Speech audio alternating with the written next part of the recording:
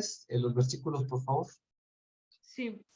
Hoy vamos a leer el capítulo número 12 del libro de Primera de Corintios. Y vas a comenzar, mami, versículos 1 y 2, amor 3 y 4, yo 5 y 6. Mami 7 y 8, amor 9 y 10, y yo termino en el 11. Mamita, si ya estás lista, ya podemos comenzar con la lectura.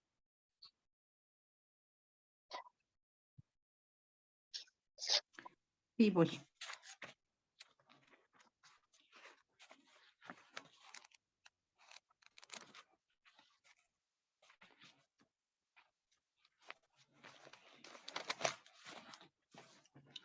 Primera de Corintios, capítulo 12, dice así: los dones espirituales. En cuanto a los dones espirituales, hermanos, quiero que entiendan bien este asunto. 2. Ustedes saben que cuando eran paganos, se dejaban arrastrar hacia los ídolos mudos. 3. Por eso les advierto que nadie que está hablando por el Espíritu de Dios puede maldecir a Jesús, ni nadie puede decir Jesús del Señor, sino por el Espíritu Santo. Ahora bien, hay diversos dones, pero un mismo Espíritu. Hay diversas maneras de servir, pero un mismo Señor. 6. Hay diversas funciones, pero es un mismo Dios el que hace todas las cosas en todos. 7. A cada uno se le da una manifestación especial del Espíritu para el bien de los demás. 8. A unos Dios les da por el Espíritu la palabra de sabiduría, a otros por el mismo Espíritu palabra de conocimiento. 9. A otros fe por medio del mismo Espíritu, a otros, y por ese mismo Espíritu, dones para sanar enfermos.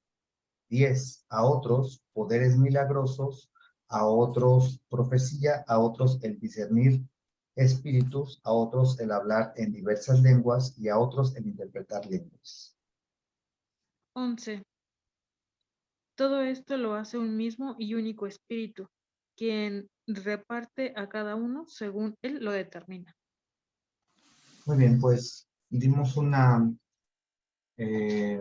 nuevamente leímos todo el capítulo 12. Ayer empezamos con este capítulo, ¿verdad? Y nos quedamos, no completamos todos los versículos, ¿verdad? Pero bueno, hicimos nuevamente un recuento de lo que leímos y estuvimos hablando de los dones espirituales, ¿verdad? Que son dados por el Espíritu Santo. Hablábamos ayer que es el que los da, ¿verdad? Hablábamos en el versículo 3 que nadie que esté hablando por el Espíritu puede maldecir a Jesús, nadie que puede decir Jesús es el Señor, sino por el Espíritu, ¿verdad? Nuevamente la palabra nos está enseñando que es a través del Espíritu Santo por el cual podemos reconocer, ¿verdad? A Jesús como nuestro Señor, como nuestro Salvador, como el Hijo de Dios, ¿verdad? Y bueno, pues alabamos del 4 al 5, donde dice, hay diversos dones, hay diversas maneras de servir y hay diversas funciones. Y vemos que Pablo, ¿verdad? Deja aquí nuevamente, recalca la Trinidad, ¿verdad?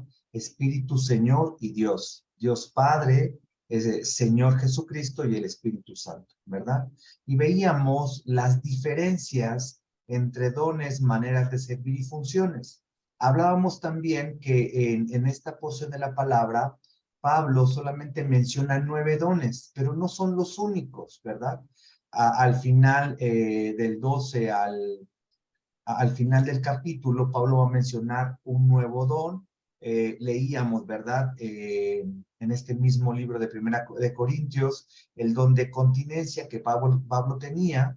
Entonces, probablemente, hablábamos ayer que estos eran los dones que estaban teniendo como más realce en la iglesia de Corintio, ¿verdad? Y que por eso Pablo los toca en este momento, en esta carta, pero no son los únicos. Eso lo hablábamos ayer y veíamos la diferencia entre dones, entre ministerios Y entre operaciones, si decíamos que los dones, viene del griego carisma, significa el motivo innato que Dios coloca en cada cristiano para expresar su amor a otros, ¿verdad? Y veíamos estos dones de profecía, de servicio, de enseñanza, de dar, administración, misericordia, ¿verdad? Veíamos también que los ministerios, la idea principal es servir y ayudar a otros en necesidad, espiritual y físicamente. Dios prepara a su iglesia para servirse entre sí y para servir a un mundo perdido y necesitado, ¿verdad? Y veíamos que, bueno, aquí la palabra menciona 5 ministerios: apóstol, profeta, evangelista, pastores y maestros. Pero estos no son los únicos, ¿verdad? Si lo que acabamos de hablar de ministerios es para servir y ayudar a otros, ¿verdad? Hay más ministerios. Por ejemplo, en la iglesia tenemos el ministerio de niños, sirven, ¿verdad? A los niños, les dan palabra. El ministerio del diaconado, que son los que reciben, los que dan la bienvenida, ¿verdad? El ministerio de la alabanza, que también nos llevan, ¿verdad?, a adorar a nuestro Dios. Entonces hay más ministerios, pero aquí la palabra menciona estos 5 porque tienen una trascendencia y lo vamos a ir estudiando poco a poco, ¿verdad? Y vemos también las operaciones, ¿verdad? Que su significado básico es llevar a cabo una tarea con eficacia. Y pasando del 7 en adelante, ¿verdad? Donde dice, a cada uno se le da una manifestación especial del Espíritu Santo para el bien de los demás. Esta manifestación de en nuestras vidas, ¿verdad? Se nos da a cada uno. ¿Quién es el que lo reparte? El Espíritu Santo. Todos tenemos un don, todos estamos llamados a servir en alguna área, ¿verdad? Eso es indudable. Una de las cosas, ¿verdad?, que debe de suceder en la iglesia, en los hijos de Cristo, es esta manifestación del Espíritu Santo en nuestras vidas, que se vea reflejado, ¿verdad?, a los demás. No es lo mismo, ¿verdad?, los frutos del Espíritu, que también se tiene que ver manifestado en nuestras vidas, a los dones, ¿verdad? Los frutos ya lo hemos visto. Todos esos 9 frutos del Espíritu, estas 9 características del fruto del Espíritu, todos las deberíamos de dar, ¿verdad? Todas esas 9. En esta parte de los dones, no es que todos tengamos todos los dones. Puede ser que haya hermanos que tengan 2, 3, 4 dones. Puede haber que haya 2 hermanos que tengan el mismo don, o 3, o 4, o 5, etcétera. Pero no forzosamente todos tenemos el mismo don, ¿verdad? Y eso lo vamos a entender más adelante. Y les mostraba, de todas maneras, se los voy a volver a pasar en un momentito, por favor. Hay una clasificación, ¿verdad?, que en estos dones, y esta clasificación puede ser de esta manera. En un momentito. Esta clasificación solamente es para que podamos entenderlo un poquito más, pero a ver, parece que ya se ve. Sí, ¿verdad? Ya se ve mejor, ya. Entonces. Sí, se ve bien. Se ve mejor, ¿verdad? Ok, gracias. Muy bien, entonces, en esta clasificación hay dones de inspiración, don de profecía, don de lenguas, don de interpretación de lenguas, dones de revelación, discernimiento de espíritus, la palabra de conocimiento y palabra de sabiduría, y dones de poder, don de fe, don de milagros y dones de sanidad. Muy probablemente el don de profecía podría estar también en el don de revelación o en el don de poder, ¿verdad? Pero los pusimos aquí en el don de profecía, ¿verdad? Entonces, estos son los 9 dones que Pablo está hablando en esta porción de la palabra, ¿no? Y que le va a dedicar un capítulo para hablar específicamente del don de profecía y de don de lenguas.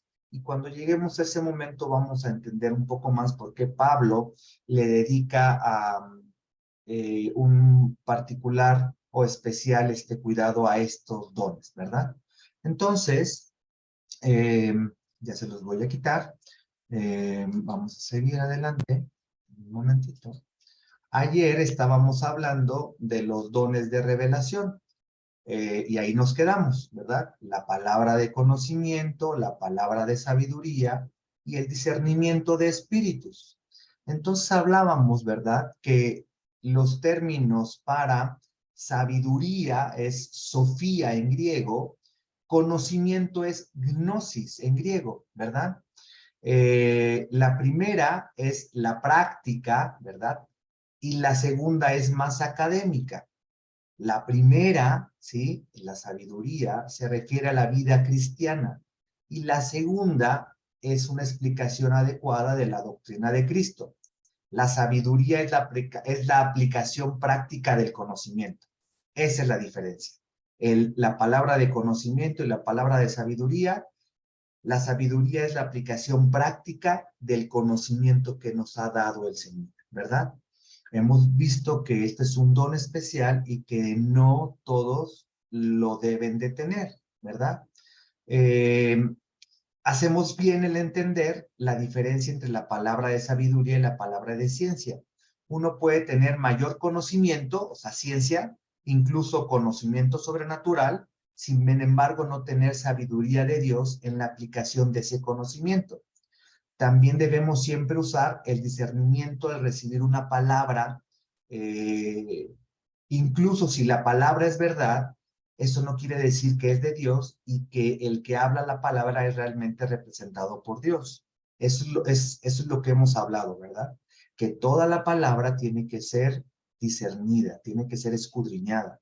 Recordemos en Gálatas, ayer hablábamos de eso, ¿verdad? Que Pablo nos da una herramienta para que esto suceda. Dice Gálatas, ¿no? No apaguéis no desprecéis la profecía, no apaguéis al espíritu, ¿verdad? Discernir todo, quedarse con lo bueno, desechar lo malo, porque no sabemos si esta palabra que se está dando viene de parte de Dios y podríamos estar apagando al espíritu si inmediatamente decimos, esto no es cierto, pero para poder saber, ¿verdad? Si es de Dios o no, tenemos que discernirla, entenderla, ¿verdad? Mediante la palabra y después quedarnos con la porción que nos toca y lo que es bueno y lo que no, separarlo. ¿Alguna duda, Suerita? Sí, nada más necesito la cita. Dijiste Gálatas, pero ¿Gálatas qué? No la tengo, pero ahorita se la doy. Gálatas casi son hasta el final. Ahorita la busco y se la doy. Sí.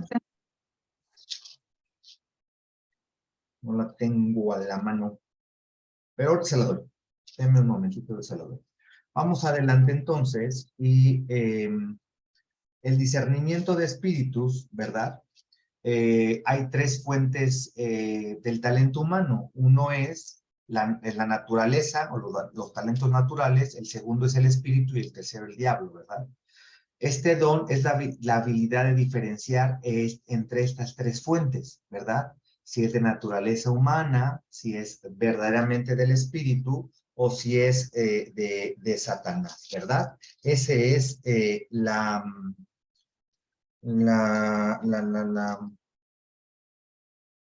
¿cómo se llama? El discernimiento de espíritus.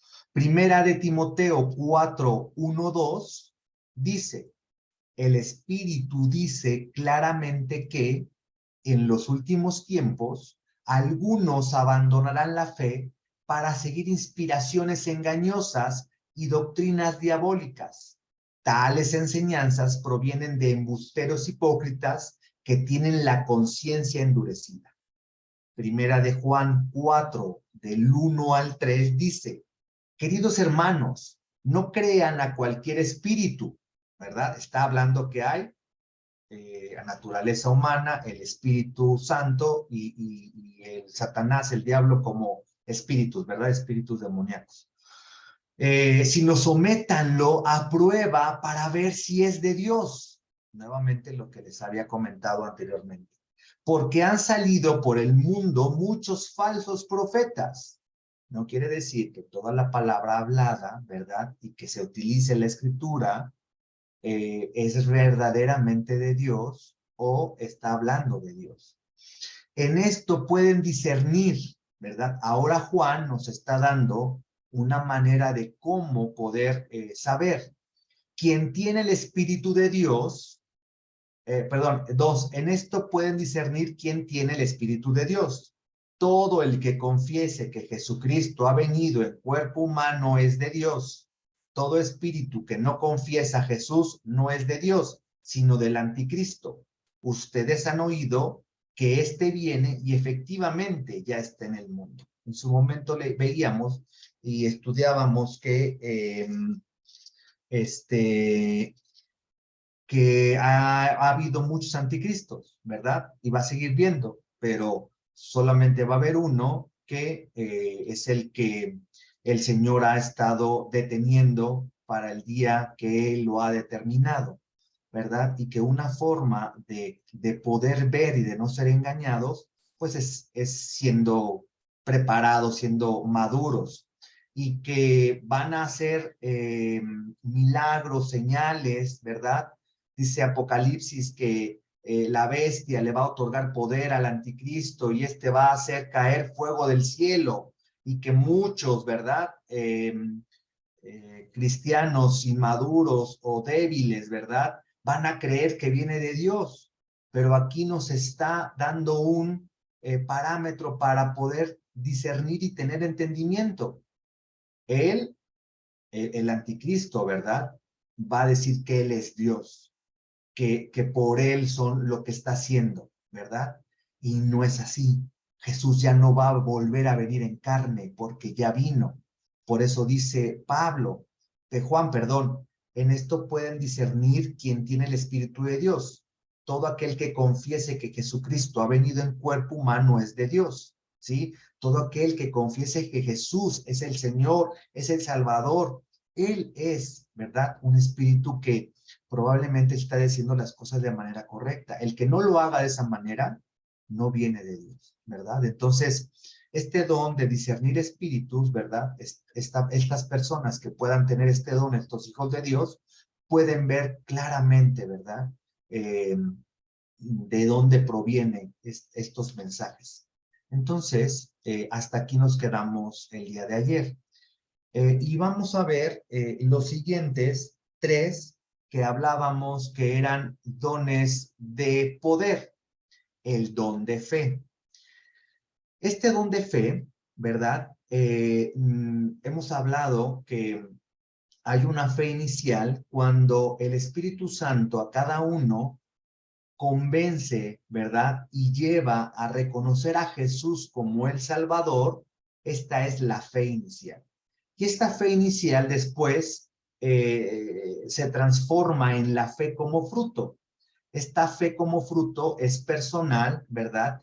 Y que va creciendo, y esto de creciendo es que va madurando, que va siendo cada vez más firme. A eso se le llama crecimiento. No es que a cada uno, ¿verdad? Tenga uno una fe chiquita y una fe una más grande, sino que este crecimiento es esta firmeza, ¿verdad? Esta madurez. Esa fe como fruto, todos los hijos de Dios la debemos de tener y desarrollar, ¿verdad? Porque es la que nos hace tener firmeza, y la que no nos hace, no perder el blanco perfecto que es el Señor, reconocer siempre a Jesús. Es esta fe, ¿verdad? Es esta confianza en Jesús. Esa, todos la tenemos los que nos llamamos hijos de Dios. Esta fe como don es un don, ¿verdad? Es una medida especial de fe que Dios utiliza en la cual puede obrar milagros, ¿verdad?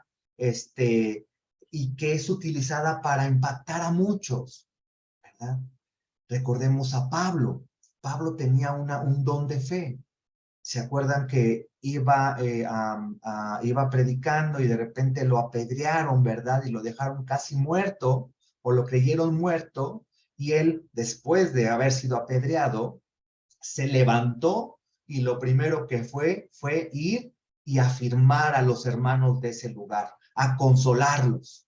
Pablo tenía esta fe, una medida de fe especial, un don de fe que el Señor utilizaba para confirmar, ¿verdad?, a los hermanos. No todos tenemos el don de fe, ¿verdad? Es una fe especial, una medida de fe especial, ¿verdad?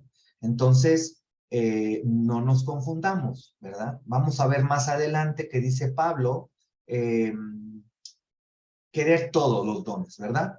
Pero no es, nosotros podemos pedirle al Señor, Señor, dame el don de fe, dame el don de milagros, dame esto, ¿verdad? Pero el Espíritu es el que reparte. Y otra cosa importante, los dones son para servicio del pueblo de Dios y se deben de administrar según la guianza del Espíritu Santo. No es para ganar reconocimiento, para que ahora me exalten, para ahora yo ser el principal, para decir, yo tengo los 9 dones y entonces soy Super Saiyajin. Para eso no es. Y son administrados bajo la dirección del Espíritu Santo. Así que tengamos cuidado, ¿verdad? El don de sanidades, ¿verdad? El griego es plural, hace referencia a curas sobrenaturales de enfermedades físicas. Los plurales en el griego sugieren que el don puede ser temporal y estar operativo solo en determinadas ocasiones, o que existan distintos dones para distintas clases de enfermedades. Acerca de los dones de sanidades, el poder que en determinados momentos recibieron los apóstoles del Espíritu Santo para curar enfermedades, un poder que no siempre residió en ellos, porque Pablo pues no pudo curar a Timoteo, ¿verdad? En 1 de Timoteo 2, le dice Pablo a Timoteo que para su dolor de estómago, su enfermedad del estómago, pero tampoco este don, ¿verdad?, pudo remover su propio aguijón de la carne de Pablo, y que probablemente este aguijón era una enfermedad en el ojo, porque solo era dado en ocasiones extraordinarias. El ministerio es porque algunos son sanados, el misterio es porque algunos son sanados y otros no, ¿verdad? La fe no puede ser el ingrediente clave en este don de sanidad, sino la voluntad de Dios. Dios decide, ¿verdad?, a quien sana y a quien no. Y eso es muy importante, ¿verdad? El don de sanidad. Uno quisiera, cuando uno sabe, ¿verdad?, por experiencia de algunos hermanos, voy a decir algunas personas que tienen este don, aunque personas son hermanos, ¿verdad? Porque si no fueran hermanos no podrían tener el don. Decían en su experiencia, llegaba un hermano y me contaba que estaba enfermo y todo, y yo imponía mis manos y oraba y nada pasaba. Y llegaba un inconverso y el Espíritu me decía, impón la mano, él va a ser sano. Y pues entonces sanaba. Entonces esta persona o este hermano que tiene este don de sanidad no lo puede ocupar conforme él cree o quiere, sino conforme el Espíritu le designa a quien el Espíritu designe, converso o inconverso, ¿verdad? Esto a veces lo que decimos, Señor, el Señor es el que manda, el Espíritu es el que guía. Entonces, los dones son impartidos por Dios para servicio, no para vanagloria. El don de milagros, ¿verdad?, en griego operación de poderes, denota otra clase de milagros, diferentes al de sanidades, como los que realizaban los apóstoles y otros cristianos de aquel tiempo, y que incluían especialmente esta liberación, ¿verdad?, de las personas endemoniadas principalmente. Es el don de milagros, ¿verdad? Literalmente en griego, dinameis, o actos de poder. Esto describe cuando el Espíritu Santo, ¿verdad?, decide a quién también otorgar este don y actuar, ¿verdad? Los dones de sanidades y hacer milagros a menudo pueden operar en conjunto con el don de fe, ¿sí? Y vemos en Hechos 3, del 1 al 8, es un ejemplo. Estas cosas no son hechas por capricho del individuo, como si el poder de sanar y hacer milagros estuviera a disposición permanente, sino que ellos, los que tienen estos dones, bueno, todos los dones, operan cuando el Espíritu, ¿verdad? Les mande, les indica. Otro ejemplo lo podemos encontrar en Hechos 14, del 8 al 10. Y bueno, los últimos, ¿verdad?, que vamos a ver son los dones de inspiración, dones de profecía, de lenguas y de interpretación de lenguas. No me voy a detener demasiado en el don de profecía ni en de lenguas, porque Pablo en el capítulo 14 hace un especial detenimiento para hablar de estos dones, ¿verdad? Y bueno, el don de profecía, hay al menos dos maneras de entender este término, ¿verdad? Una, en la carta a los Corintios se refiere a compartir o proclamar el evangelio. Y dos, en el libro de los Hechos menciona a los profetas, ¿verdad? Y bueno, el problema con este término de profecía es cómo es el don de la profecía, perdón, cómo el don de la profecía en el Nuevo Testamento se relaciona con los profetas del Antiguo Testamento. Los profetas del Antiguo Testamento son redactores de las Escrituras. La profecía del Antiguo Testamento tenía un elemento de pronóstico de acontecimientos futuros y otro, más predominante, de exhortación al pueblo de Dios y en ocasiones a sus enemigos sobre su voluntad para sus criaturas presentes. En el Nuevo Testamento, esta tarea, ¿verdad?, que tenían los profetas, fue asignada a los 12 apóstoles originales y a sus ayudantes, ¿verdad? El término apóstol se mantiene como un don permanente a estas personas, ¿verdad? Pero la tarea cambió después de la muerte de los 12, así como el oficio del profeta. La inspiración ha cesado. ¿Qué quiere decir? Ya no hay una profecía nueva. Todas las profecías ya fueron escritas, ¿verdad? Cuando algún hermano, pastor, etcétera, dice, traigo una profecía nueva, debemos de tener cuidado, porque la inspiración acerca de las profecías ha cesado. Ya no hay una profecía nueva. Todo está en la palabra. No hay más inspiración escritural, ¿verdad?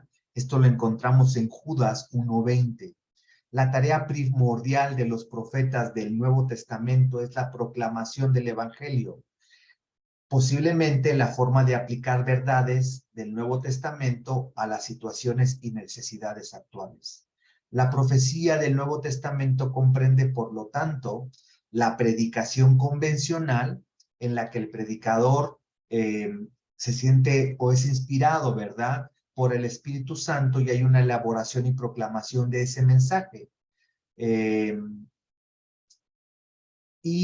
Los profetas cristianos, ¿verdad?, son personas que han entendido el sentido de la Escritura, percibiendo su poderosa relevancia, para la vida del individuo, la iglesia y la sociedad, y declaran valerosamente estos mensajes, ¿verdad? Y también hay personas que pueden tener este don de profecía, que tienen una revelación en el momento, ¿verdad?, o instantánea del Espíritu, y que hablan a través de esta revelación.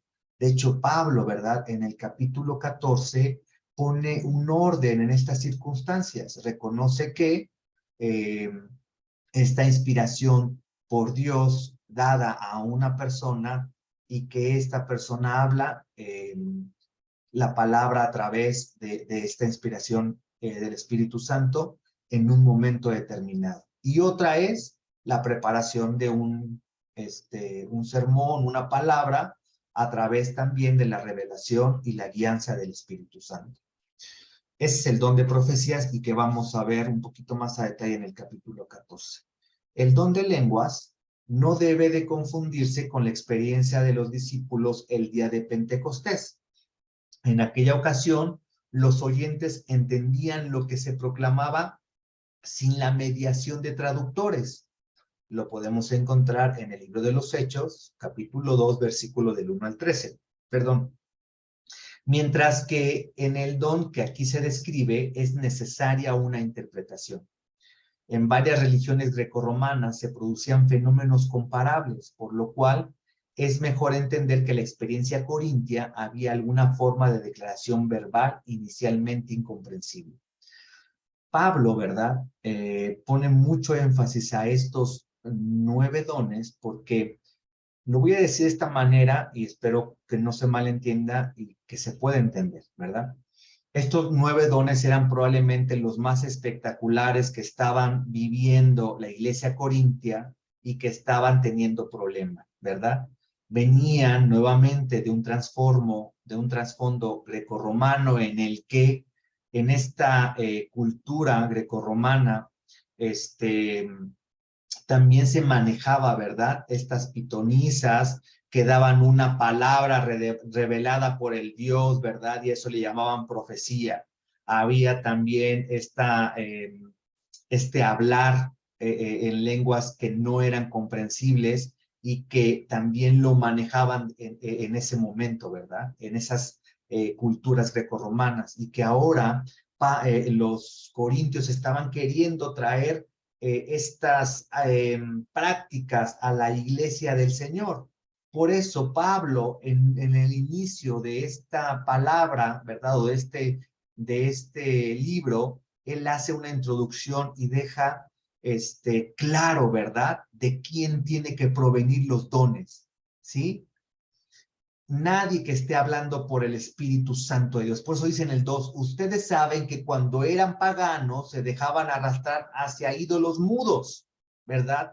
Particularmente el don de profecía y el don de lenguas, que eran muy practicados en estas religiones paganas y que querían hacerlo de la misma manera, sin revelación del Espíritu, sin el Espíritu mismo, ¿verdad? Por eso Pablo deja claro en la introducción que esto no puede ser, el 2 y el 3, ¿verdad? Pero les advierto que nadie que esté hablando por el Espíritu de Dios puede maldecir a Jesús, ni nadie puede decir Jesús es el Señor, sino por el Espíritu Santo, ¿verdad? Nuevamente Pablo está dando una respuesta a estas circunstancias y que también, ¿verdad?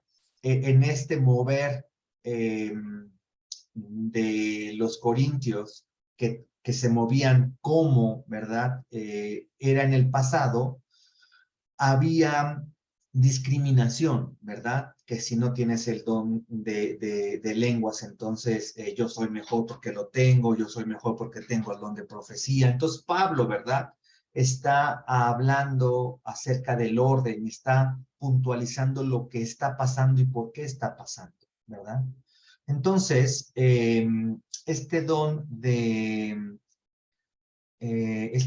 lenguas, decíamos que no es el mismo, ¿verdad? Que fue con los discípulos en el Pentecostés, porque ahí no se necesitaba traductores, era entendible, mientras que aquí sí necesita una interpretación, ¿verdad? Es un don de lenguas angelicales en el que oramos o hablamos directamente con Dios, ¿verdad? En este lenguaje, en esta forma, ¿verdad? Que lo podemos hacer de manera directa con Dios. Ese es el don de lenguas, ¿verdad? Es un idioma personal de oración dado por Dios o de comunicación dado por Dios, por medio del cual el creyente puede comunicarse con Dios más allá de los límites del conocimiento y del entendimiento. La habilidad para orar o hablar en lengua desconocida no es un don dado para todos los creyentes. La habilidad de orar en una lengua no es la evidencia de la llenura del Espíritu Santo. Y que ¿verdad? Es un enfoque en el que se ha cometido errores y que ha habido discriminación. Hay algunas iglesias, ¿verdad? Sobre todo las pentecostales, ¿verdad? O los carismáticos, don carisma, de ahí viene su nombre, carismático, pentecostales, viene del Pentecostés, de la llenura del Espíritu, que han interpretado, que han dicho, si no hablas en lenguas, entonces no has sido bautizado por el Espíritu. Si no has sido bautizado por el Espíritu, no es verdadero creyente, fúchala, fúchala. Esta circunstancia ha pasado durante muchos años, ¿verdad? Y que como Pablo lo explica, ¿verdad? Y como la palabra lo explica, no todos los dones son manifestados a una persona, ¿verdad? No todos tenemos el don de lenguas. Todos tenemos un don. Tenemos que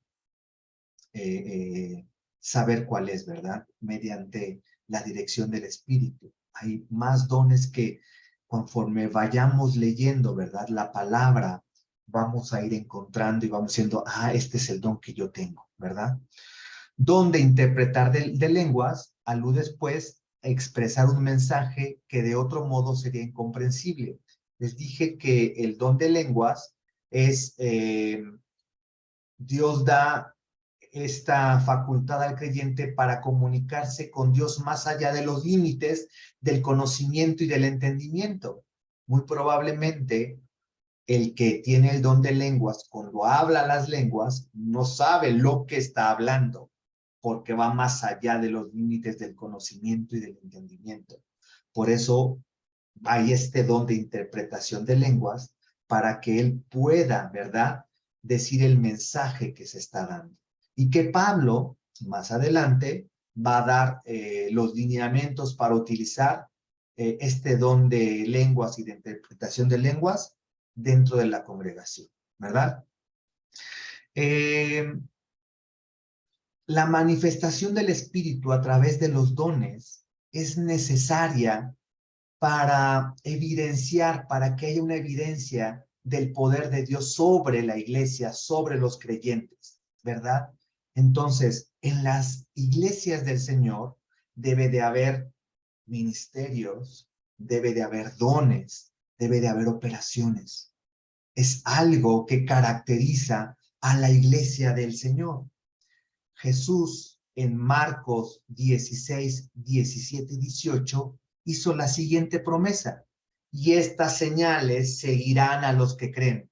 En mi nombre echarán fuera demonios, donde milagros. Hablarán nuevas lenguas, donde lenguas. Tomarán en las manos serpientes y beberán cosa mortífera y no les hará daño. Sobre los enfermos pondrán sus manos y sanarán. Son don de sanidades, ¿verdad? Es necesario que haya estos dones, ¿verdad? Como evidencia de la manifestación del poder de Dios en sus hijos. Pero estos dones, estos ministerios, estas operaciones son para el servicio principalmente de sus hijos, de la iglesia, para que puedan crecer, podamos crecer, ¿verdad? Y que son dirigidos por el Espíritu Santo y que no es para buscar una vanagloria, sino para que Jesús, ¿verdad?, sea exaltado, sea reconocido como Señor y Salvador. Perdóname, ¿me repites la cita? Me dijiste Marcos 16 y 18, pero Marcos, ¿qué? Marcos capítulo 16, versículo del 17 al 18.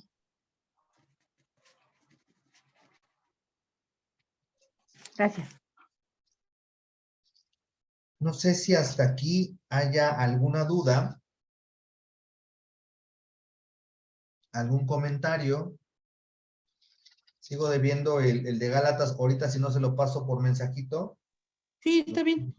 Pero No, hasta aquí de lo que hemos hablado, ¿alguna duda?